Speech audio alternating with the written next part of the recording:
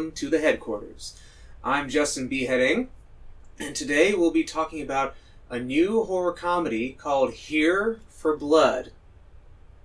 Here for Blood is about a wrestler who's tasked with watching over a little girl that his girlfriend babysits while she's studying for an exam. And so he goes to this girl's house, and everything seems to be working out reasonably well, fine enough, until these masked men show up that basically break into the house, and it turns out that they want to get the girl for a sacrifice. So the film has a fun enough approach to this premise, wherein the wrestler is essentially the would-be hero who takes on these cult members and with brute force takes several of them down. You know, you have a lot of gory kills, and he even takes a few scrapes here and there to keep him, of course, from being just a human tank. And the actor who plays him is Shawn Roberts of Resident Evil fame.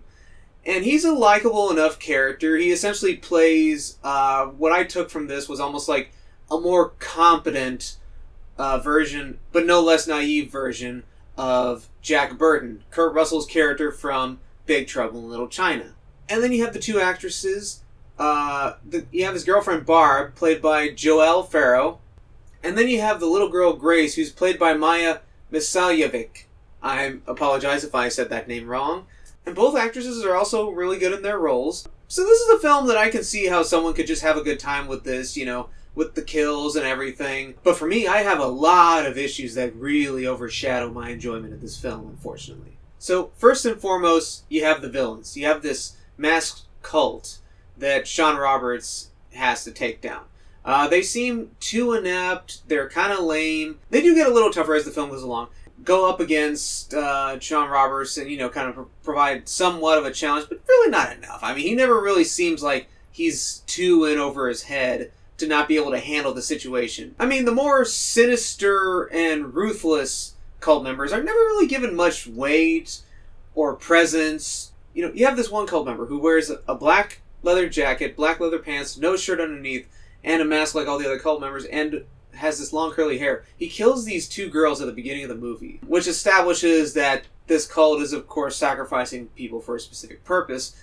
But something about the way that they shoot him and present him just never really seems like, doesn't really make him feel all that menacing. It just never really worked for me, how they shot him and presented him. Granted, you have a scene where he kills a pizza guy that comes to the house and delivers the pizza, and before he's able to leave, he actually tries to confront that particular cult member when he sees him by this shed. And of course, he gets killed, not surprisingly. And so later, when this particular cult member is talking to his boss about possibly going in and taking down the little girl and Shawn Roberts, he tells him, you know, you've done enough. You killed the pizza guy.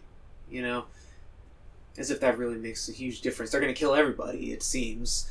But that sets him up to be much more ruthless, certainly, and makes you think, okay, he's going to be the big baddie, the big henchman that Shawn Roberts has to fight and have this big epic confrontation with. As soon as he confronts Shawn Roberts, you know, the fight doesn't last very long before he's finally just done in by this talking skull that's actually, like, kind of the real head of the cult that they're all bowing down to. This skull bites down on his brains, which was kind of worth a chuckle, you know, but But then you have this other muscle-bound cult member that also is set up kind of late in the game to go up against Shawn Roberts that I don't even remember how long the fight in that one lasted. Honestly, it left my mind not long after it happened. A lot of what happened in the third act kind of left my mind as after I watched the movie. Then you also have the main villain who spends most of his time in this shed just getting more and more irate and irritated with how bumbling and incompetent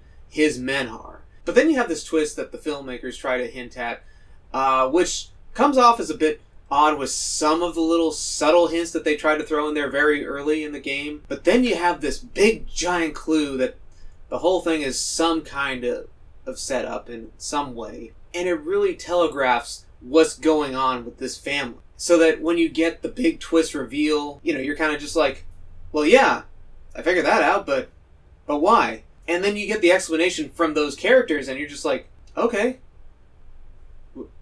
Really? What? The gore was great, though. You have this one great gory moment where one of the cult members takes on Shawn Roberts and he gets his face grilled on the stovetop, and the stovetop actually leaves an imprint on his face. And then you have another one where one of the cult members actually gets decapitated, and he's spraying a geyser of blood on Shawn Roberts' girlfriend in the movie. And at one point, it's spraying on her, and she's screaming and screaming and screaming, and then it stops, and she goes, huh?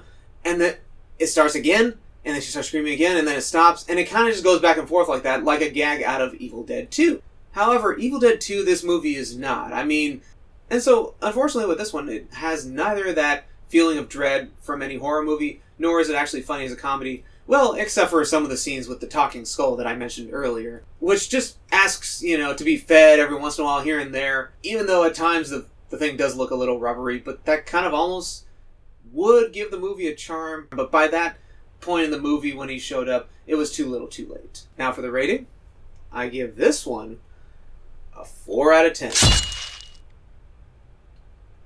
Have you seen Here for Blood? If you did, what did you think about it? Or what's your favorite horror comedy? I'm Justin Beheading, and I hope to welcome you guys back to the headquarters soon.